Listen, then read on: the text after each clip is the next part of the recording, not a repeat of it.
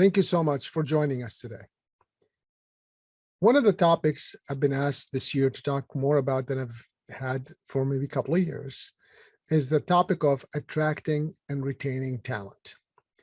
While large corporations may face similar challenges, I'm focusing the energy today in the discussion on the startup and small business world.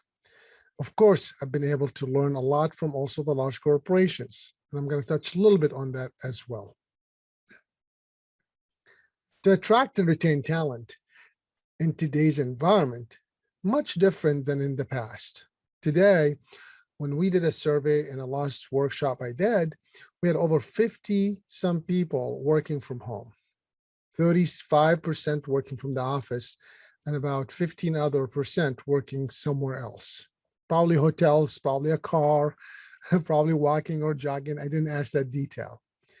But the reason I bring this up, because you have to understand today's environment, you may have to be a little bit more flexible, not about all employees. There are some certain jobs that you have to be there to perform, so you could therefore make it happen.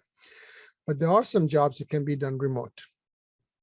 And many people, if you ask this question pre-March 2020, last year, you would have thought, no way, I could never do this remote. And you ask them today, they'll be like, why would I have an office again? It's the same person. We already know that many colleges used to say, we don't want to do online education. And almost all of them were forced to do online education last year in 2020. So you want to think about this, which is really simple. What can you do with the information that you have today to attract and retain talent? We know that sometimes you might want to work from home or you work from the office, no matter what you choose. If you choose to have them work from home, they're now being distracted.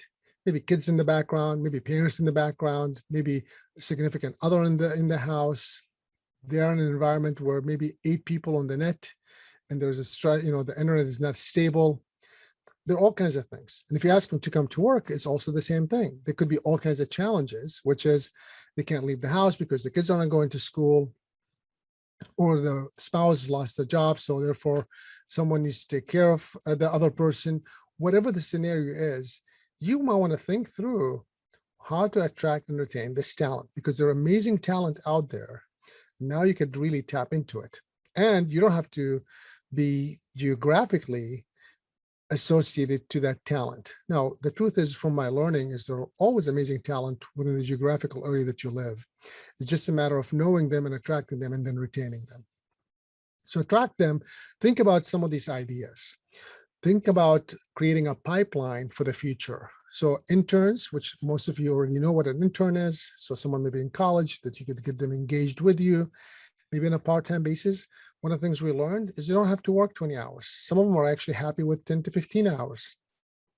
We've had few that wanted to work like 5 hours a month, and they were happy with it because it was just like 1 weekend a month. They came to work and that was it. They were able to make a little extra cash. And that's what they wanted to do. Now you might think, well, I don't have enough work for them. Well, you might want to think about how you could maybe pile up the things that you need to do since they're not urgent. And maybe when they do show up, they can make those things happen that day. We've also discovered a new term that most of you might know, which is called fellowship. And what we've noticed is a lot of the fellowships, these are usually individuals maybe with 5 to 10 years experience, and they're looking to transition from one career to another. It could be a life situation, it could be a personal situation, it could be a career change, whatever the scenario is. They have 5 to 10 years in experience, and they're looking to shift their move and explore some new ideas. We've seen this work really well. And generally speaking, these fellowships range between 1 to 3 years. We've seen as little as, a couple, 6 to 8 weeks, but most of them really range between 1 to 3 years. And what you do with that fellow person is now you could assign them to a specific task that you want to do that could potentially maybe attract them to this new industry that you're in, or to the new career that they want to move to. And maybe they will move on from this fellowship program 1 to 3 years to being with you for a longer term. So this is one way to attract and retain them. Of course, many of you already know about the co-ops, working with a university or a community college. where they might go to school half-time, come to work half-time, and within 2 or 3 years now you could employ them. These are ways to create pipeline for your business. So you might want to think through some of these ideas to attract and retain. Thank you so much for joining. See you in a bit. We'll take a short break. Welcome back. So one of the things we've been talking about is this talent of attracting and retaining. So to attract them, you got some ideas hopefully now of how to attract them. If they're a professional in their field, they want to attract them, you might want to think about a couple of these new ideas. We have seen many trends today with this idea of 322 or 494 or 31. And some of these terms, they were old. They were just got a new life, like the 494, 4 days a week, 9 hours, 1 day a week, 4 hours. Meaning Monday through Thursday, you could come to work for 9 hours, and on Friday you have till 4 hours and you can go home. Some others have had the whole day off.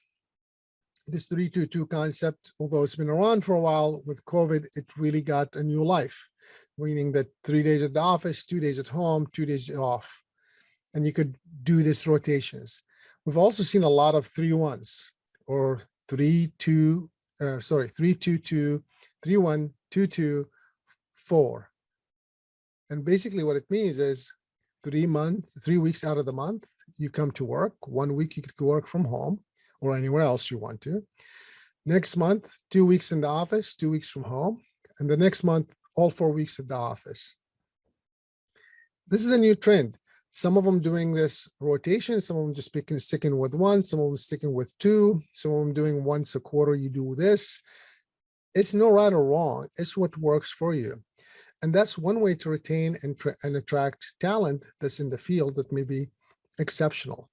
Many of our competitions that we've noticed talking to different competition that work within the different industries is that I'm going to say the aggressiveness of attracting and retaining talent become a little bit more fierce. Companies are willing to double someone's pay. In several discussions, some of the people I worked with told me that some of the offers they got made the other offers look like a joke because they were just so much better in all the offerings. Now, I don't want you to take it the wrong way. Money is not everything. Many of the times it was about how many days they get off, number of days of vacation, number of what they're calling these days mental days, and so on and so forth. So you want to think about or the flexibility of working from home, or the flexibility to set them up from home with a nice office. So you might want to think about what kind of package, I'm going to say package, that you plan to offer to get people moving forward to work, to be retained or attracted for your company. The last thing I'm going to mention is the whole concept of entrepreneurial culture versus a corporate culture.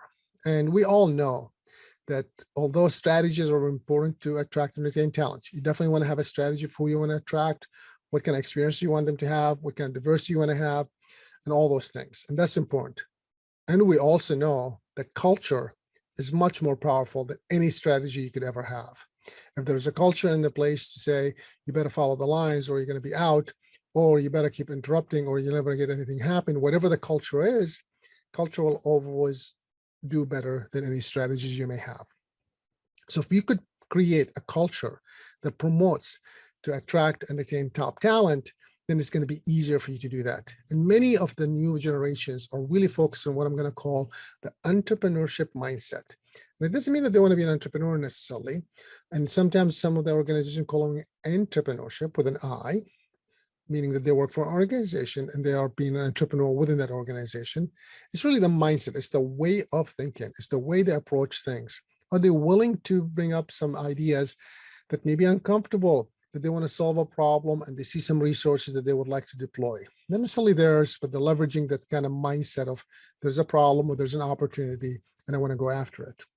Versus having a corporate culture, which is basically means here are the guidelines. And by the way, are really important and vital to have at a certain point, as well as some of the employees may need it. But being able to understand which employee wants what and when to expose them to which one, that allows you then to attract and retain talent.